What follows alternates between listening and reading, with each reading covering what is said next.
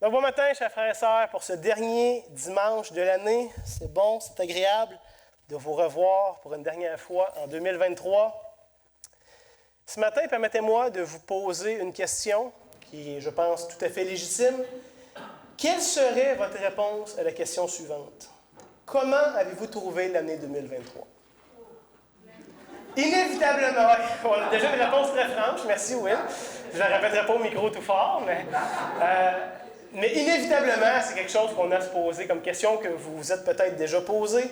Comment avez-vous trouvé l'année 2023? Certains diraient probablement que ça a somme toute été une très bonne année, surtout peut-être en comparaison avec les dernières années de pandémie qui ont été plus difficiles et plus pénibles à bien des égards.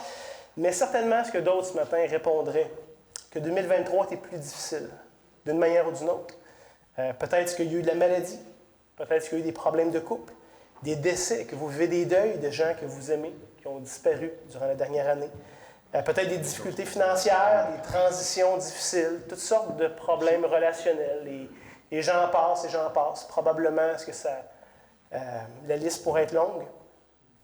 Sinon, peut-être que vous êtes un petit peu entre ces deux extrêmes-là. 2023 n'a pas ni été catastrophique, ni été extraordinaire. On se retrouve un petit peu entre les deux. Mais à la fin, peu importe votre évaluation, qu'est-ce que vous retenez de cette année-là? Qu'est-ce que vous retenez? Qu'est-ce qui vous a marqué en 2023? Et peut-être encore plus important comme question, qu'est-ce que Dieu a fait dans vos vies cette année? Êtes-vous en mesure de répondre à cette question-là? Parce qu'on croit que Dieu est vivant, right? On croit que Dieu est près. Ce n'est pas un Dieu lointain, désincarné, c'est un Dieu proche, un Dieu vivant, un Dieu actif dans la vie de ses enfants, actif au milieu de son peuple. Fait qu'est-ce que Dieu a fait dans votre vie en 2023? Personnellement, pendant plusieurs années, ma femme a pris le temps d'écrire toutes les bénédictions de Dieu. Les grandes et les petites sur un bout de papier avec une date. Elle mettait ça dans un pot. On ne l'a pas fait cette année pour je ne sais pas trop quelle raison, mais on va recommencer, on s'en est parlé, on va recommencer ça en 2024. Mais à la fin de l'année, on prenait le temps de toutes lire. On vidait le pot sur la table, puis on prenait le temps de lire chacune des bénédictions qu'on avait vécues. Ça nous prenait à peu près 40-45 minutes, prendre le temps, à tour de rôle, de prendre un papier, de lire, de se remémorer ce que Dieu avait fait pour nous. Et c'était évidemment très édifiant, mais surtout, ça nous faisait réaliser à quel point est-ce qu'on prend les choses pour acquises. Parce que ce n'était pas des bénédictions qui dataient de plusieurs années sur un autre continent, dans une autre époque, pour une autre culture. C'était des bénédictions que nous, on avait vécues personnellement, il y a quelques semaines ou quelques mois à peine. Ça parlait de nos propres vies. Et c'est probablement une des raisons pour lesquelles les Écritures nous exhortent souvent de se rappeler des œuvres de Dieu. On l'a lu ce matin dans le psaume 77. C'est quelque chose qui revient souvent lorsqu'on lit la Bible. Dieu veut qu'on se rappelle. Alors, il y a quelque chose de salutaire pour nous, qui nous fait du bien, qui nourrit notre foi lorsqu'on prend le temps de considérer ce que Dieu a fait. Et honnêtement, ça devrait être quelque chose qu'on fait beaucoup plus souvent, beaucoup plus naturellement que ce qu'on fait en général. Et ce n'est pas surprenant donc de voir que même l'Éternel avait imposé des fêtes à Israël, son peuple. Quotidiennement, régulièrement, il y avait des fêtes pour se rappeler. Pour nous, une de ces fêtes qui est probablement la plus connue, c'est la fête de Pâques. Et on se rappelait, Israël se rappelait la délivrance d'Égypte, que Dieu était intervenu, qu'il avait accompli ses promesses, qu'il avait sauvé son peuple d'un esclavage physique de Pharaon pour l'amener dans la terre promise, qu'il avait promis à Abraham des centaines d'années plus tôt. Donc Dieu donnait des fêtes à Israël pour qu'il puisse se rappeler. Même Dieu avait commandé de faire bâtir certains autels de pierre pour garder le souvenir de ses interventions. Voilà un an et demi, on avait été dans Josué. Puis là, quand il traverse le Jourdain, qu'est-ce que Dieu commande? Vous allez prendre des pierres du Jourdain. Puis quand vous allez, tout le peuple va être traversé à pied sec, puisque Dieu va avoir séparé les eaux, vous allez faire un autel, vous allez vous rappeler. Et toutes les fois que vous allez passer là, pas juste vous qui l'avez vécu, mais même vos enfants plus tard, qui n'étaient pas là, qui ne le savent pas, qui ne l'ont pas vécu, ils vont vous demander, c'est quoi passe cette pierre-là? Ça, mon fils, c'est quand Dieu a fait telle et telle et telle chose. Donc, l'importance de se rappeler, Dieu désire qu'on se rappelle, Dieu désire qu'on se souvienne. David, le grand roi David, qu'on connaît bien, qui a écrit plusieurs psaumes, écrivait souvent ceci pour se rappeler. Par exemple, psaume 38, le verset 1, psaume de David pour souvenir. David avait besoin de se souvenir. Psaume 70, 1, au chef des chantres de David pour souvenir. Psaume 105, verset 5.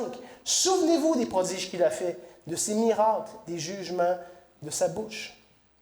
Un texte bien connu à Lamentation, chapitre 3. Souvent, on ne connaît pas tant le livre de Lamentation, mais on connaît au moins ce bout-là, au verset 22-23, où il est écrit « Voici ce que je veux repasser en mon cœur, ce qui me donnera de l'espérance. » Et c'est quoi?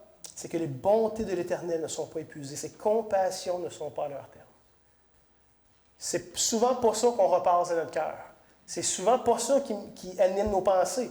Voici ce que je veux repasser à mon cœur. Pas des plaintes, pas des soucis, pas des inquiétudes, pas du chiolage, pas toutes sortes de choses. Je veux repasser à mon cœur que les bontés de l'Éternel ne sont pas épuisées, que ses compassions ne sont pas à leur terme, mais qu'elles se renouvellent chaque matin. Et là, Jérémie s'exclame « Oh, que ta fidélité est grande! » Et lorsqu'il écrit ça, il est au beau milieu d'une catastrophe, d'une désolation nationale, mais il est capable de réfléchir à la bonté de Dieu qui se renouvelle chaque matin. Et je me dis combien est-ce que nos journées seraient différentes si nous aussi on prenait le temps de repasser cette vérité de nos cœurs. Que les bontés de l'Éternel se sont renouvelées pour nous aujourd'hui. Will le disait un peu tantôt, mais l'Éternel n'est pas une bénédiction proche de faire faillite. Là. C'est pas comme s'il fallait qu'il compte et qu'il gère bien parce qu'on va en manquer s'il n'y a pas un contrôle serré des dépenses. Dieu est généreux. Il donne généreusement ses bénédictions. Permettez-moi de vous lire un autre texte bien connu, Psaume 118, le verset 24, où on lit « C'est ici la journée que l'Éternel a faite. Qu'elle soit pour nous un sujet d'allégresse et de joie. » Et je ne pense pas me tromper en disant qu'il y a eu 365 de ces journées-là en 2023. Des journées que Dieu a faites et qu'elles devaient être pour nous des sujets d'allégresse et de joie. Et ce n'est pas se fermer les yeux sur la détresse et les difficultés de la vie qui font partie, mais c'est de se rappeler que tout ça prend place dans le cadre d'un Dieu souverain et bon, aimant, généreux. Juste pour le fun ici, qui pense écouter le bye-bye ce soir? Pas plus que ça. Je pensais que c'est une grande tradition des Québécois, seulement quelques-uns. OK. Personnellement, moi, depuis que je suis adolescent, je ne pense pas en avoir manqué aucun. Mais, ceci étant dit, j'écoute pas tant ça pour la qualité des gags, qui sont souvent très vulgaires et déplacés, et habituellement de mauvais goût.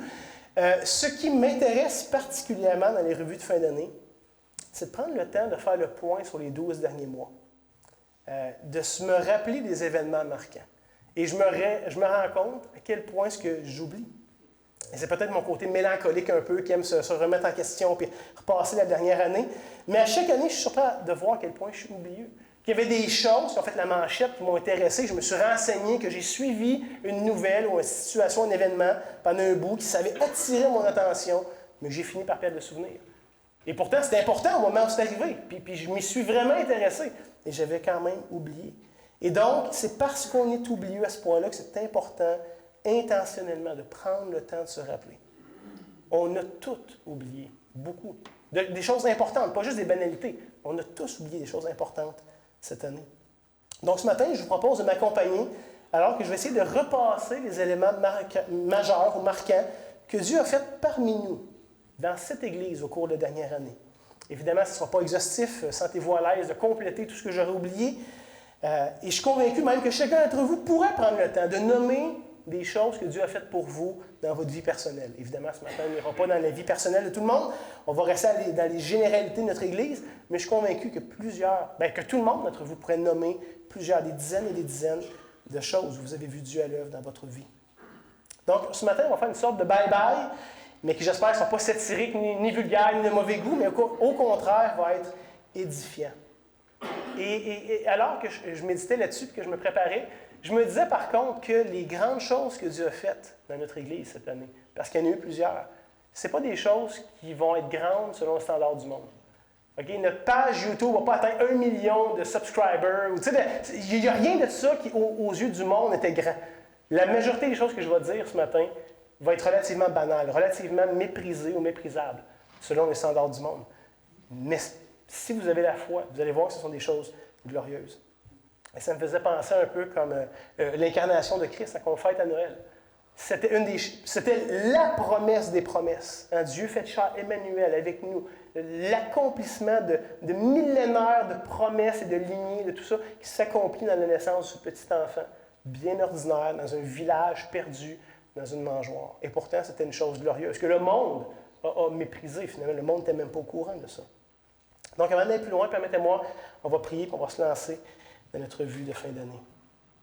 Donc, notre Dieu, parce que tu es vivant, parce que tu es vrai, parce que tu es grand, parce que tu es bon, parce que tu es généreux, on veut se rappeler toutes les évidences de ta grâce. Seigneur, dispose nos cœurs à justement voir avec les yeux de la foi, pas avec les standards du monde, Seigneur, que toi-même tu méprises. Toi-même, tu es beaucoup plus sage que toute la sagesse du monde.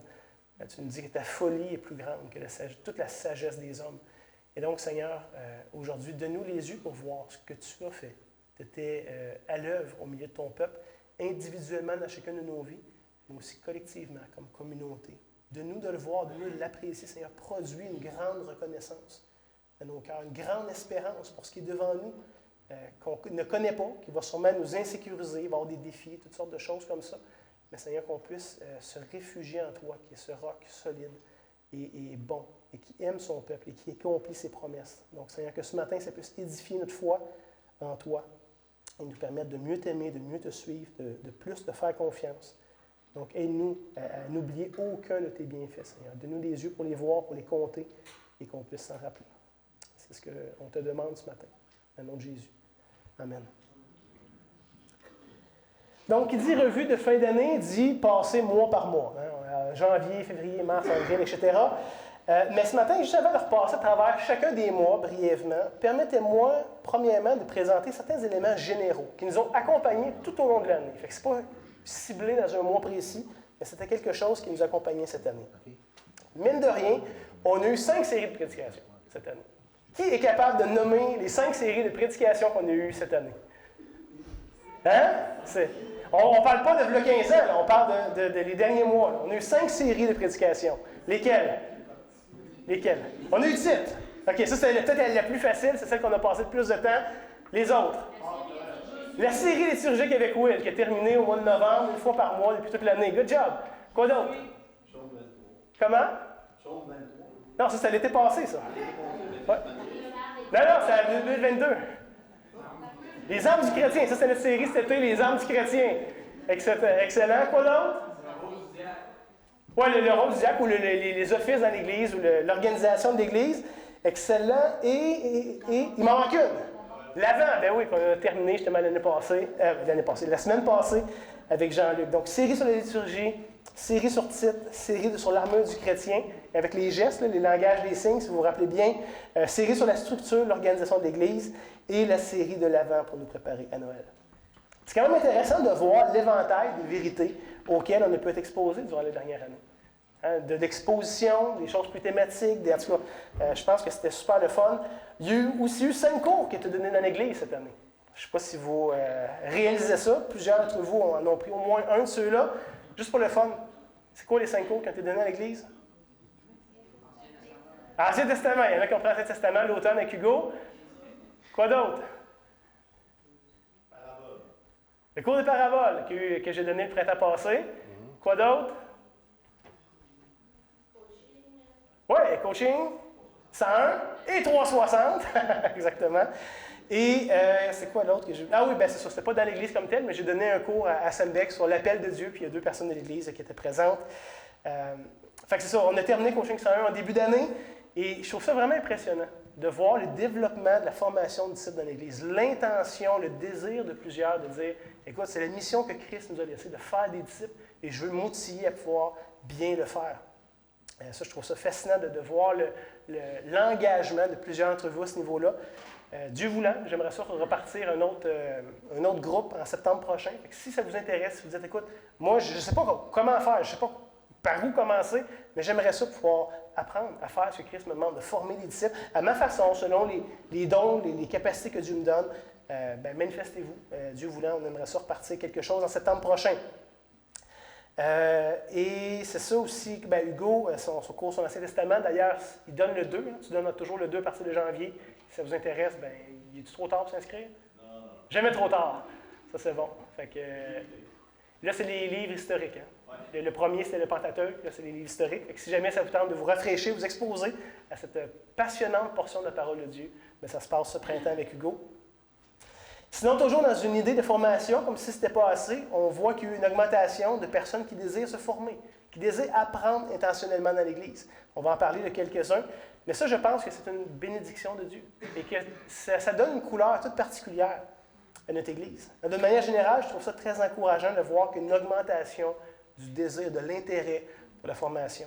Une forme de démocratisation. Ce n'est pas juste une affaire de pasteur ou de cette histoire des grands diplômes, des grosses choses, mais que tous et chacun, comme croyants, on a tous besoin d'apprendre, tous besoin de croître dans notre foi. Et donc, je trouve ça le fun de voir que ça commence à rentrer, que la formation, c'est pour tout le monde. Oubliez les diplômes et les affaires. On a tous besoin d'apprendre à mieux connaître, à mieux appliquer la parole de Dieu. Sinon, comme vous savez, il y a une croissance au niveau du conseil des aspirants, au niveau du conseil pastoral. Où si on a entrepris de démarrer un investissement intentionnel envers les femmes de l'Église. Ça n'a pas abouti cette année, ça a commencé, mais j'ai hâte de voir en 2024 ce que Dieu va faire avec ça. Certaines personnes, on peut être formées intentionnellement afin d'être en mesure de donner des cours de membres, des cours de baptême, de faire la pastorale, de faire la relation d'aide. Il y a une multiplication. Ça ne passe pas tout juste par moi, par Yvon, par Will, mais de plus en plus de gens sont capables de le faire et le font très bien. C'est une grâce. Il y a plusieurs personnes qui ont entrepris, qui ont fait au complet le processus de portrait-profil pour les aider à discerner c'est quoi leurs dons, de quelle manière Dieu les a équipés, quelle part ils jouent dans le corps ici local de Christ et comment est-ce qu'ils peuvent mettre intentionnellement contribution, ce qu'ils ont reçu de Dieu pour le royaume. Donc ça, c'est toujours super le fun aussi. On a eu 2 académiciens qui ont gradué de l'Académie Mouvement Jeunesse. Sébastien et Mélodie, on est bien contents. Et déjà, j'entends dire qu'il y a une personne qui veut s'inscrire en septembre prochain. Fait que ça, c'est le fun aussi. On a eu 2 nouveaux récipiendaires de bourse. Sébastien qui a une bourse or, Patrick Gamache qui a une bourse argent. Et déjà, 2 autres personnes sont en démarche pour en avoir une en début d'année prochaine. Comme vous voyez, il y a vraiment une effervescence au niveau de la formation. Ça a toujours été, je pense, quelque chose qu'on faisait bien dans l'Église, mais là, il y a vraiment une effervescence particulière. C'est le fun de voir la relève.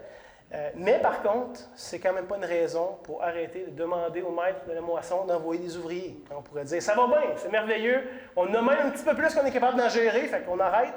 Non, que ce soit une prière continuelle, un plaidoyer continuel, que Christ puisse continuer à envoyer toutes sortes de gens, avec toutes sortes de dons, avec toutes sortes d'appels, pour qu'on puisse les redéployer, peut-être même les envoyer dans d'autres églises, dans d'autres régions du Québec aussi, qui ont des grands besoins.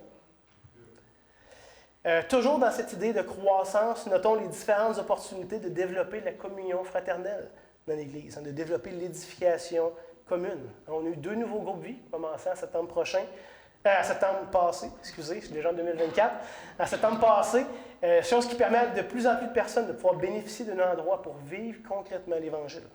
Dieu nous appelle à une vie de famille, on est frères et sœurs. C'est tout ce langage très fort du Nouveau Testament se vit très bien à travers nos groupes maison. Sinon, on a eu des mariages, on a eu des couples dans l'Église cette année. On a eu Jérémie et Morgane qui sont mariés en juin. Jérémie qui est justement le fils à Benoît et à Myriam, qui n'est plus à l'Église ici, maintenant qu'ils sont mariés, ils vont à Sorel, mais qui ont grandi ici dans l'Église. On a eu Ariel et Roxane qui sont mariés en septembre, on est bien heureux pour eux aussi. On a Olivier et Elisabeth qui sont actuellement en train de faire des cours de préparation mariage, quelque part au mois de juillet prochain, ça va s'officialiser. On a eu des couples qui sont formés à l'Église, on a eu évidemment Pierre-Olivier et Josiane, et on a eu Sébastien et Mélodie, fait qu'on est bien reconnaissants pour ça, c'est le fun de les voir aller. Vraiment, je rends grâce à Dieu pour les jeunes adultes actuellement dans l'Église, de les voir grandir, de les voir s'affermir, qui ne sont pas là juste parce qu'il faut qu'ils soient là, mais qui veulent prendre part, ils ont faim et soif. Là. Ils sont prêts à payer le prix de suivre Christ. Je trouve ça encourageant de voir le sérieux avec lequel ils le font, de voir leur désir de prendre des choix qu'en a le Seigneur. C'est quelque chose qui me donne personnellement beaucoup de joie et qui devrait nous encourager comme Église. Je ne mentionne même pas à travers tout ça, tous les jeunes qui se sont impliqués dans les camps cet été. Quelques-uns à Patmos, quelques-uns à Caniboulot, quelques-uns, plusieurs même à la Villa, étant donné que c'est plus local. Encore une fois, c'est tous nos jeunes adultes qui prennent ces choix de intentionnellement s'investir dans l'œuvre du Seigneur, d'être formés à travers ça. Sinon, on a eu plusieurs groupes de discussion Je suis deuxième. Hugo en a eu, mais plusieurs autres aussi dans l'Église en ont eu, pour aider à cheminer avec les personnes qui veulent apprendre à connaître Jésus. Et je ne sais pas si vous l'avez réalisé, mais comme Église, on a eu plusieurs opportunités de témoigner autour de nous. Moi, en tout cas, personnellement, je suis toujours étonné dans mon propre groupe vie de voir le nombre de personnes pour lesquelles on prie, des voisins, des amis, des gens de la famille, des contacts, des gens au travail. Il y a eu beaucoup de visiteurs dans les dernières années, dont plusieurs, il y a eu des suivis qui ont pu être faits avec eux. On va en reparler tantôt, là, mais Dieu est à l'œuvre. Il y a eu des conversions, il y a eu des baptêmes, c'est toujours réjouissant.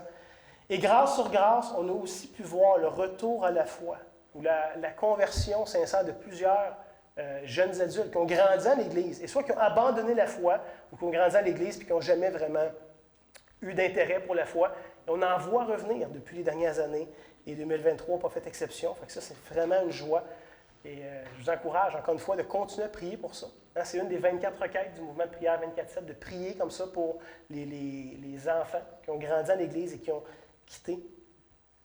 Justement, parlant de prière, on a tenu des réunions de prière à tous les dimanches matins cette année, à l'exception de ce matin et la semaine passée. C'était les fêtes, puis on voulait prendre des temps avec nos familles le matin, mais sinon, les 50 autres semaines, il y a eu des rencontres de prière à tous les matins, hein, semaine après semaine. Une poignée de fidèles guerriers se sont tenus à la brèche pour prier, pour intercéder pour notre Église, pour notre région.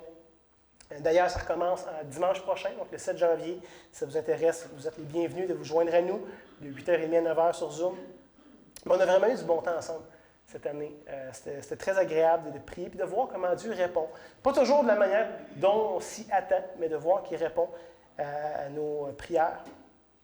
Sinon, à chaque mois, plusieurs personnes de l'Église se connectent avec les églises de la région, justement pour intercéder pour le Québec, à travers le mouvement de prière 24/7.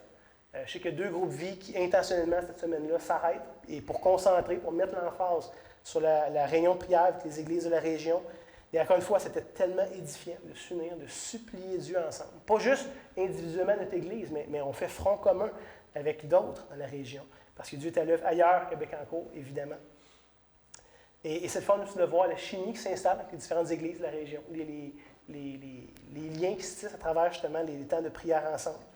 Et finalement, Fred a pu conduire notre groupe vie cet automne dans un rallye de prière. Ça, je n'avais jamais fait ça de ma vie. Mais il avait ciblé des spots à Saint-Angèle où physiquement on y allait, on priait pour cet endroit-là. Vraiment, c'était une super expérience. Moi, j'ai beaucoup, beaucoup apprécié et j'espère qu'on va pouvoir revivre ça. En tout cas, c'est ce que je prévois pour le groupe vie ce printemps. Fait que plusieurs occasions de prier, d'intercéder et d'être sur la brèche. Toujours dans les bénédictions générales, on n'oublie pas évidemment le ministère de notre frère Jacques en Haïti, un ministère international. Si je ne me trompe pas, il y a eu 6 capsules cette année où Jacques venait nous donner des nouvelles régulièrement de ce qui se passait en Haïti. Je sais que plusieurs d'entre vous parrainaient des enfants là-bas aussi. Et je me disais que c'est quand même extraordinaire de pouvoir prendre part à la mission du Seigneur outre-mer avec nos faibles moyens, une petite église avec pas tant de ressources à Bécancour, mais on peut avoir un impact jusqu'en Haïti. Je suis très reconnaissant pour ça. Et notez que jusqu'à maintenant, je n'ai même pas fait le décompte par mois. C'est juste les choses générales qui ont transpiré à travers toute l'année. J'espère honnêtement que ça vous encourage, que ça vous permet de voir comment Dieu est à l'œuvre de différentes manières dans notre communauté. Des fois, on a l'impression qu'il ne se passe rien d'intéressant, que c'est toujours la routine, c'est toujours un peu plate, toujours un peu morne, ou qu'à la limite, ça a l'air plus vert dans la cour du voisin. Mais quand on prend le temps de considérer qu'est-ce que le Seigneur fait, ça change les choses. Ça nous permet d'être reconnaissants et d'apprécier ce qui se passe. Donc, ceci étant dit, permettez-moi de débuter la revue d'année avec le mois de janvier. Et là, je ne vous demanderai pas qu'est-ce qui s'est passé en janvier. On a sûrement de la misère à se rappeler ce qui s'est passé en décembre. Mais en janvier, techniquement, on a terminé notre série sur Josué qu'on avait faite durant toute l'année 2022. C'était la fin. On a vu un cours de membres, une dizaine de personnes, dont la plupart se sont joints au cours là, des semaines qui ont suivi. D'ailleurs, si vous êtes nouveau et vous êtes intéressé à être membre de l'Église, il va y avoir un cours qui va se donner, j'oublie la date, là, mais fin janvier prochain. Donc, si ça vous intéresse, manifestez-vous. Ça va nous faire plaisir de vous présenter un peu l'Église, les composantes. Et surtout, au mois de janvier, il y a eu le début de la série sur Tite. Évidemment, il y avait un veston impliqué dans ça. Vous savez, les débuts de série, c'est comme ça. Et on a commencé, bien évidemment, avec un survol du contexte historique du livre de Tite. Je vous rappelle, on croit que Dieu s'incarne dans l'histoire, dans un contexte particulier, dans une langue particulière, fait que de prendre ça en considération nous aide à mieux comprendre qu'est-ce que Dieu a voulu révéler, pourquoi est-ce qu'il a révélé telle ou telle chose à tel ou tel moment ou de telle ou telle façon. En février, on a eu la célébration pour le 50e anniversaire de notre association d'église. Et c'était le vendredi soir le plus froid que j'ai jamais vécu de ma vie. Je pense qu'il faisait en moins 47, c'est même pas une exagération.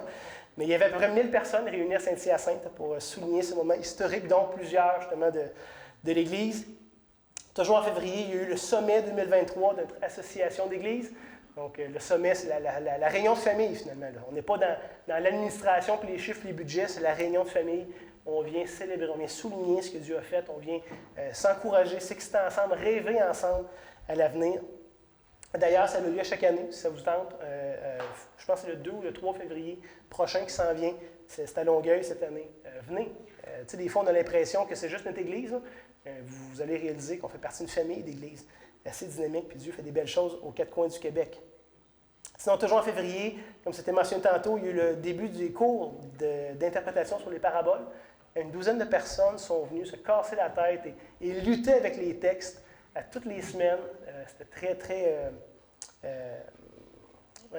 très pratique comme cours. Il n'y avait pas beaucoup d'aspects théoriques, mais on voulait lutter avec les textes ensemble, apprendre à mieux interpréter cette partie de la parole de Dieu. Et on a eu, fin février, qu'est-ce qu'on a eu? Vous devriez savoir qu'est-ce qui se passe tous les mois de février ici.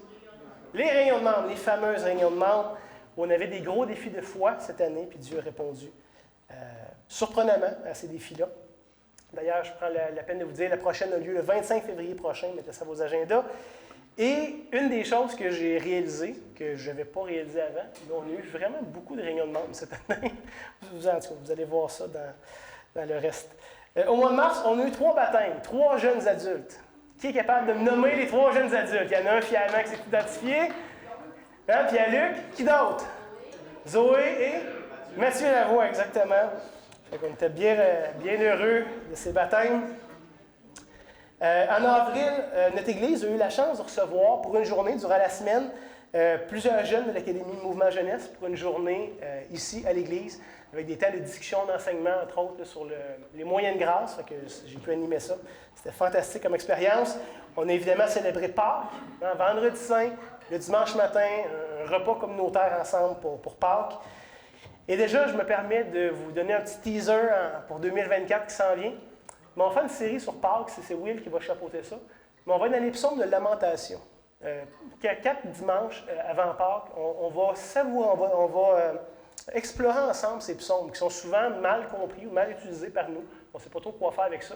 Mais qui pourtant, Christ, durant sa passion, y référait souvent. On va se préparer à célébrer Pâques avec les psaumes de lamentation. J'ai très hâte, ça va être super intéressant.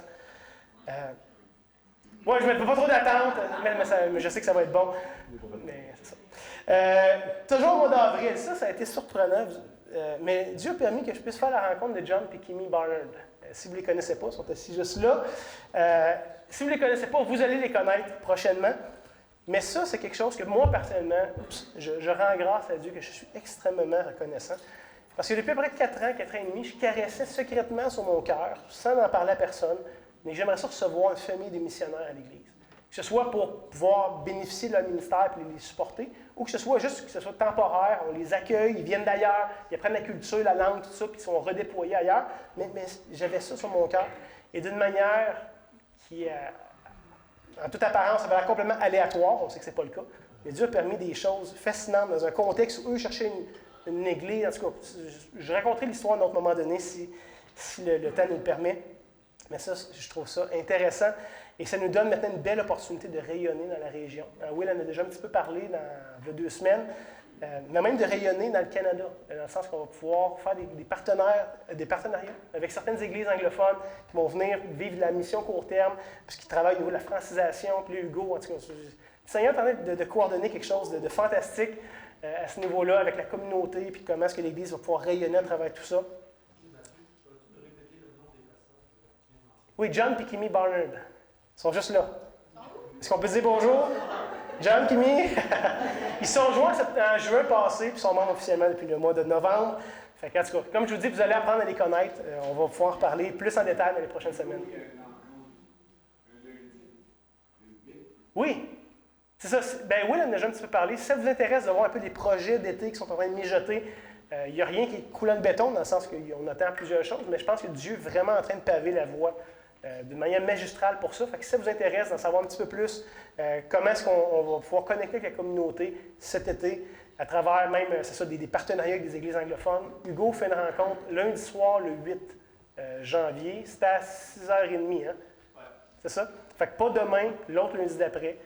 Si ça vous intéresse de collaboration, juste de savoir un peu qu'est-ce qui se passe, soyez là, ça va être la place à être. Et aussi, il y a une réunion spéciale des membres, je vous rappelle, on est toujours au mois d'avril. Entre autres, pour présenter un peu où est-ce que le conseil réfléchissait par rapport aux diacres, diaconesses. Vous savez, ça a été un peu négligé depuis le début de l'Église. Il y avait tellement d'autres choses à faire. Et là, on voulait remettre en place ça. Et au-dessus de juste une réflexion partagée, on est actuellement en train de mettre des choses en place très concrètes pour revaloriser cet office-là, tellement important que Dieu a donné à son Église. Mois de mai, journée provinciale de jeûne et prière, toujours en collaboration avec le mouvement 24/7. Plusieurs de l'Église, encore une fois, avaient participé à ça, où toutes les églises du Québec, tous les intercesseurs du Québec se rassemblent une journée. Le jeûne est optionnel, malgré que suggéré, mais on écoute ce que Dieu a fait. Comment Dieu a répondu à ses prières un peu partout au Québec, c'est super édifiant. Toujours en mai, Hugo a officiellement terminé sa formation intensive avec Northwest, après 4 ans d'efforts intensifs. On avait cette rencontre-là avec le doyen académique à Northwest, à Vancouver, là, de pouvoir poser des questions et s'assurer que tout a bien terminé. Fait que ça a été un beau jalon qui a été accompli. C'était 7h30 la rencontre. 7h30, OK. Fait que lundi, le 8 janvier, 7h30. Ici en haut, c'est ça? Viens voir si vous voulez les détails, mais 7h30 lundi, le 8. Excellent. C'est dit. On a pu recevoir ça au mois de mai. Ça, peut-être que certains vous en rappelez, ça n'a pas vraiment passé par l'Église, malgré que ça s'est fait à l'Église. Mais on a reçu l'initiative Maison en mission pour toute une fin de semaine. C'est Rachel qui avait coordonné ça. Fait que c'est un paquet de jeunes adultes, des cégepiens, des universitaires qui veulent vivre en mission durant ces années-là. Fait qui ont des maisons missionnelles. Fait que certains le faisaient déjà, venaient partager leur expérience. Certains voulaient se joindre à ces mouvements-là. D'autres voulaient démarrer des initiatives. Fait que tout le monde s'est comme coordonné à Bécancour pendant une fin de semaine pour parler de ça. Fait qu'on était bien heureux de pouvoir les accueillir. Sinon, toujours au mois de mai, il y a eu la graduation de Mélodie Sébastien de l'Académie. Fait que ça s'est fait à Montréal. Encore une fois, plusieurs de l'Église étaient là. Mois de juin, réunion de membres de notre famille d'Église, donc de l'ABEC. En passant, c'est ouvert à chacun d'entre vous. Si vous êtes membre de l'Église, vous pouvez être délégué, vous pouvez aller là-bas. C'est sûr que c'est plus technique, c'est des chiffres, des budgets, des affaires.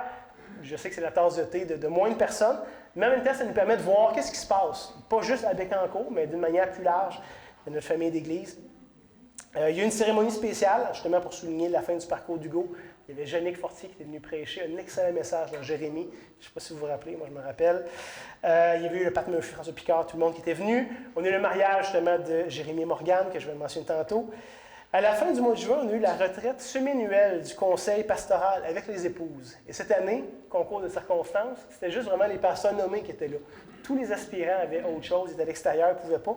Donc on a eu un bon temps, moi, Will puis Yvon, à pouvoir reconnecter ensemble, pouvoir discuter de plein de choses. Et on a été reçus comme des rois chez Charles et Lise O'Connor pour cette belle fin de semaine-là. C'était bien agréable avec les épouses. Et au mois de juin, qu'est-ce qu'il y a eu aussi? Je vous ai dit tantôt, on a eu beaucoup de réunions de membres. Fait qu'il y a eu une autre réunion de membres. la troisième en 6 mois. C'est ça. Sinon, juillet, on a eu l'embauche officielle d'Hugo comme deuxième ouvrier à temps plein. Chose qui était inimaginable il y a quelques années à peine. Et on est bien reconnaissant pour ça au Seigneur d'avoir dirigé. C'était pas envisageable. Puis Dieu a pris des chemins qu'on n'aurait pas pris, qu'on ne savait pas qu'ils existaient. Donc, je vous rappelle qu'Hugo est un évangéliste équipeur, vraiment axé sur la communauté. Fait que vous allez le voir prêcher à l'occasion à l'Église, mais le but, c'est vraiment pas qu'il mette du temps dans l'Église. On veut le libérer pour qu'il aille à l'extérieur de l'Église, qu'il puisse rayonner dans la communauté. Et déjà, il y a plusieurs projets, plusieurs opportunités, plusieurs contacts. Ça vous tente d'en savoir plus, allez le 8 janvier. Ça va être une bonne place pour s'informer de ça. Et en juillet, on a le début de la série d'été sur les armes du croyant, les armes spirituelles. Qui est capable de m'aider dans l'ordre? Ça fait même pas 6 mois, là. Je ne me donnerai même pas les gestes, parce que moi aussi, je les ai oubliés. Mais au moins les armes. On a vu le ceinture de la vérité, la cuirasse de la justice, les sandales du zèle que donne l'Évangile, le bouclier de la foi, le casque du salut, l'épée de l'esprit. Et le plus important, comment combattre finalement avec l'armure? La prière d'intercession, les prières de supplication. Au mois d'août, on a pu terminer le projet de Pergola. Même s'il reste un petit bout à faire là, au niveau du toit, mais elle était pleinement fonctionnelle. Fait que, tout est installé. Vous l'avez sûrement même déjà vu. Fait que j'ai hâte de voir l'été prochain comment Dieu va utiliser ça. Encore une fois, oui, merci Réal et tous les bénévoles qui ont travaillé là-dessus.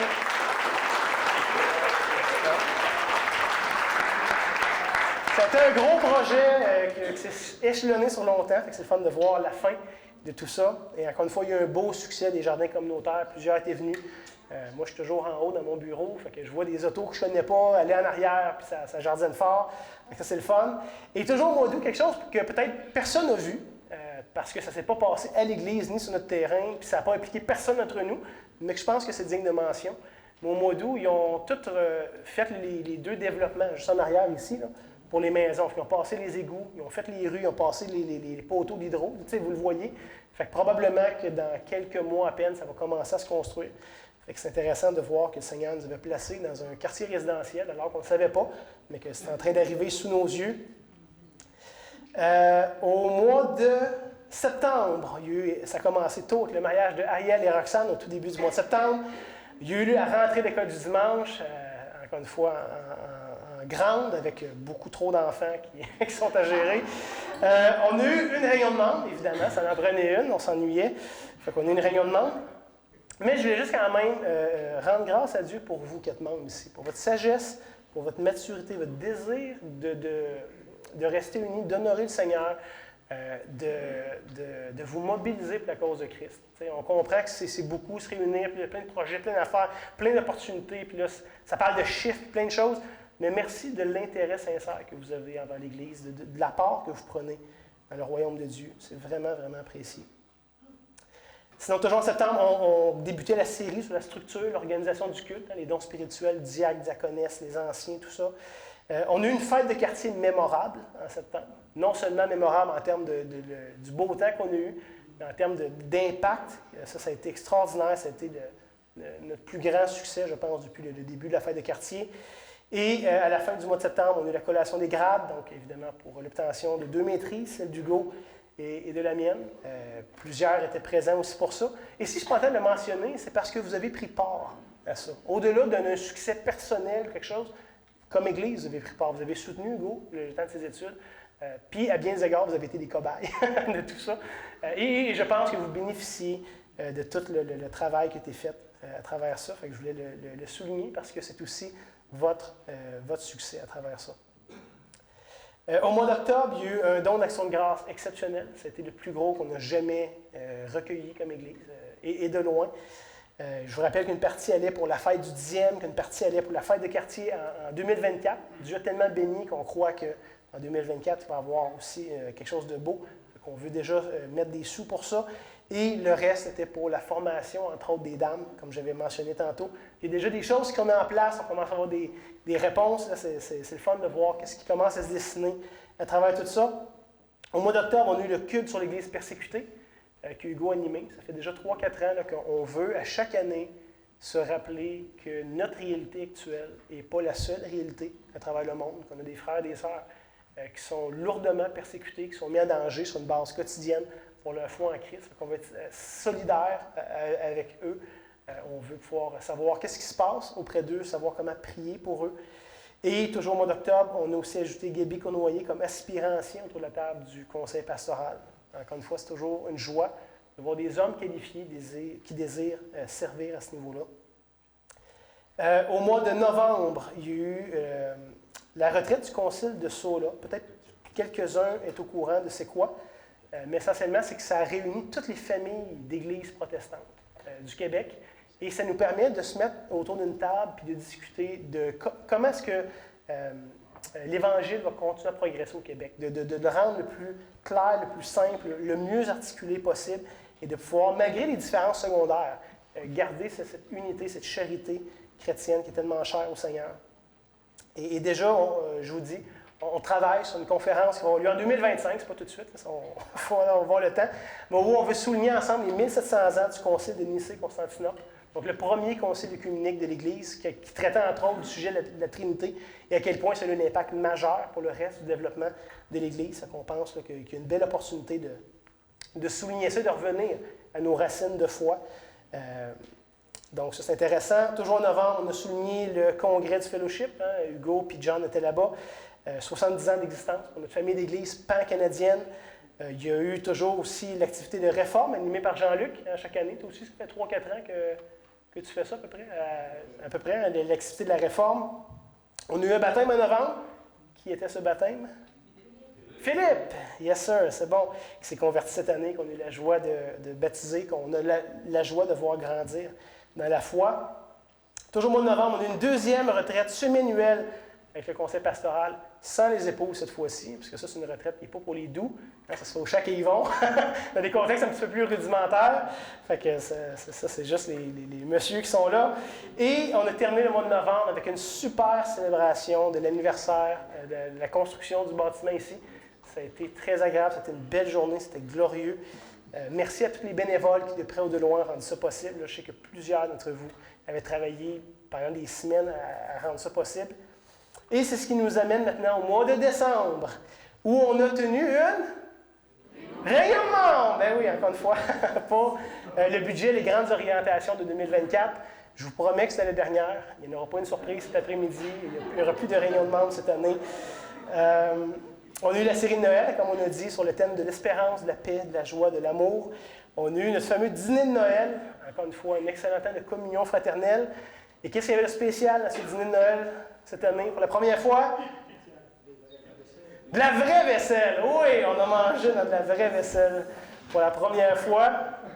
Et nous voici maintenant enfin au 31 décembre 2023. Et je suis presque essoufflé. Comment est-ce que vous avez apprécié le récapitulatif de l'année 2023?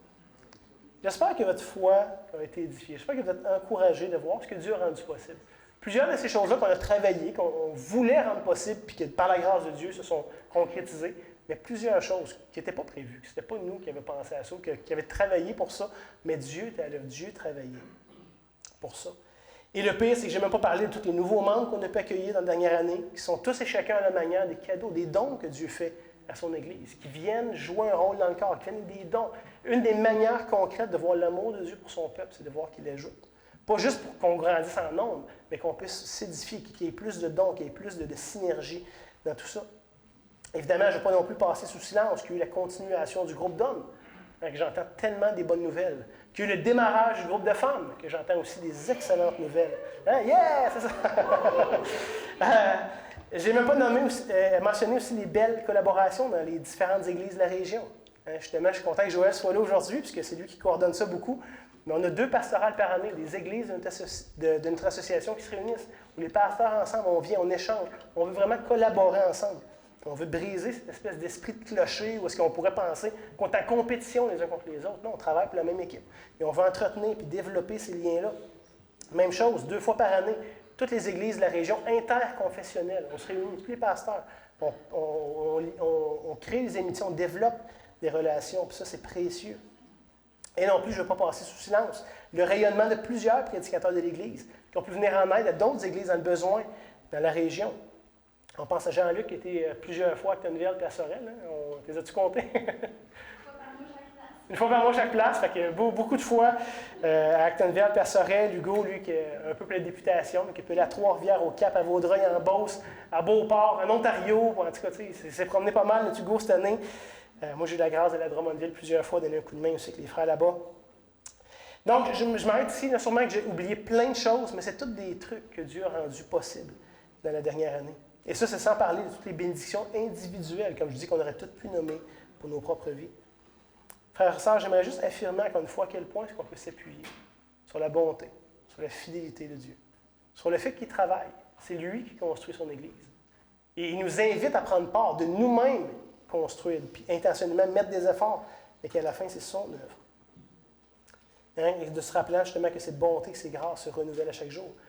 J'ai aucune idée de ce que 2024 nous réserve, mais je sais que le même Dieu fidèle qui ne change pas va continuer de bâtir son Église, va continuer d'être actif au milieu de son peuple parce qu'on sert un Dieu vivant.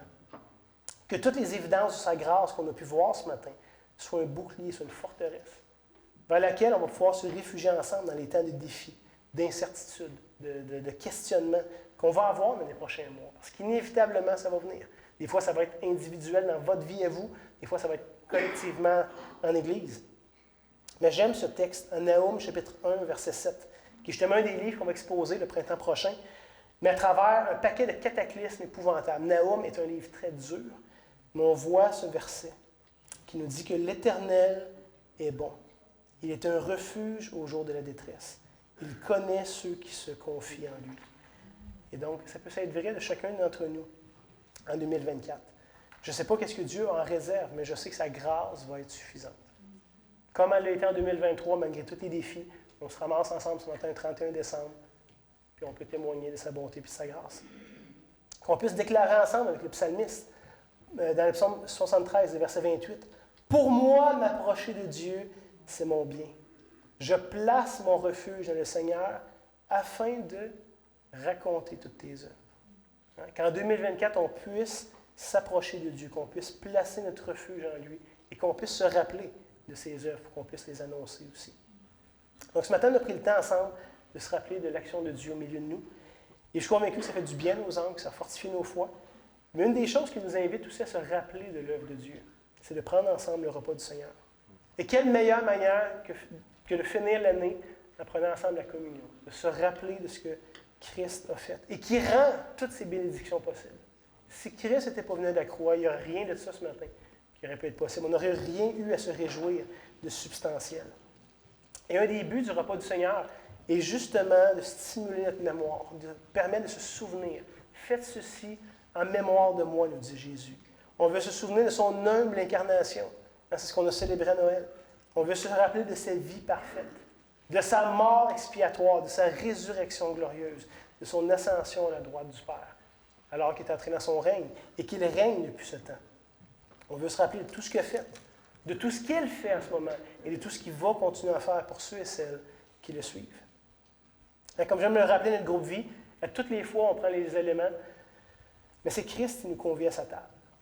C'est lui qui nous invite, en étant à la fois l'hôte et le repas.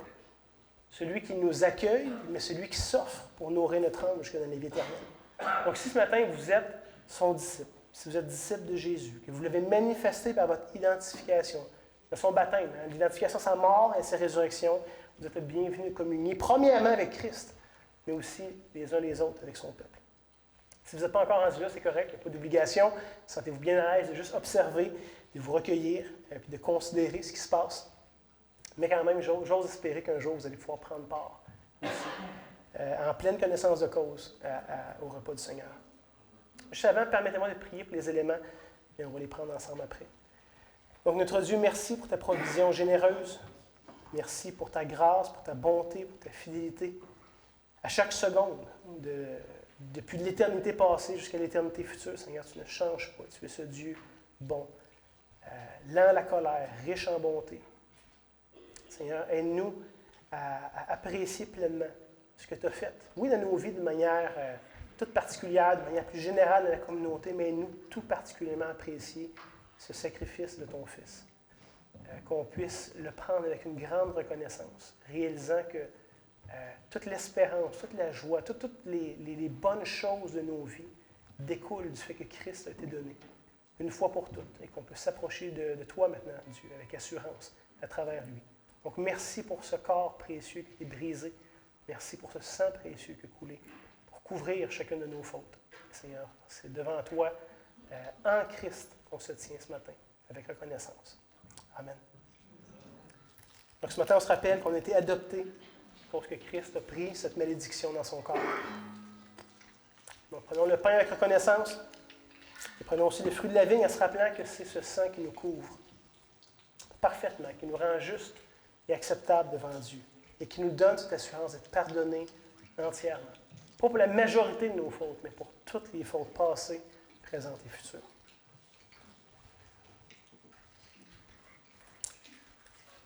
Et vu que c'est le week qui termine, j'en profite quand même pour vous souhaiter une très bonne année.